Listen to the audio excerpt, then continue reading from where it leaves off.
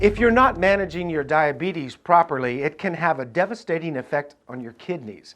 Internal medicine physician Alejandro Perez-Trepichio explains how screening is a powerful tool in preventing this complication. Diabetic nephropathy is one of the complications that unfortunately forms part of diabetes in general. Diabetic nephropathy is a type of progressive kidney disease, and risk increases the longer you have diabetes.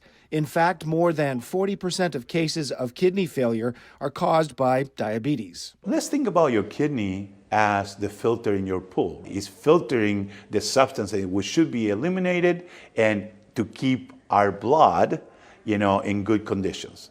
So what happens when this kidney gets clogged up and the filter doesn't work well? Well, a lot of things are starting to, so our blood pressure starts to rise. Our heart can suffer from that.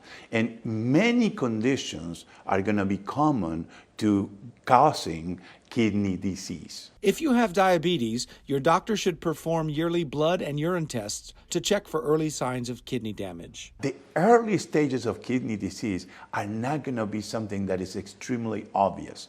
That's why it's so crucial, so important that you start with preventive medicine. And a simple test, very inexpensive, could start rolling the ball of, wow, we have to follow this, because early on is very treatable. For Millennium Medicare Connect, I'm Robert Van Winkle.